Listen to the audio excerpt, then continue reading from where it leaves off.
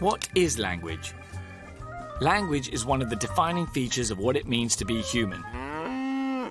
As the philosopher René Descartes once said, there is no other animal, however perfect and fortunately situated, that can put words together in a manner to convey their thoughts. All animals communicate, of course, but the way they communicate isn't anywhere close to being as flexible, wide-ranging, or nuanced as us. Language is so fundamental to our nature that it's used as a test to distinguish humans from robots. It was language, above all else, which let the human race turn itself from just another inhabitant of planet Earth into one which now dominates the rest of the animal kingdom. Language first developed about 100,000 years ago, allowing people to work together and shape the society they were living in. 5,000 years ago, writing was invented. This revolutionized the way we record history and pass knowledge on from generation to generation. But what exactly is language? By the age of 3, almost all children have an expert knowledge of how to use it.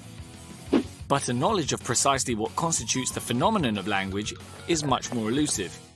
According to the linguist Edward Sapir, language can be defined as a purely human and non-distinctive method of communicating ideas, emotions, and desires by means of a system of voluntarily produced symbols. These symbols can be made by speech, writing, or sign language. And although we might think of language as mostly consisting of words and the way they're combined, other things like gestures, tone of voice, and accent are all part of the way we communicate. Then there's the technology we use to communicate. These days, this often means computers and smartphones, but writing itself is a technology.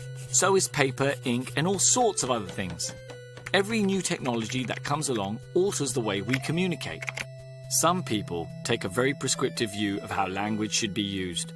But in reality, it's changing all the time. It doesn't degenerate, just adapts to the different contexts in which it's used. Language is also fundamental to our culture.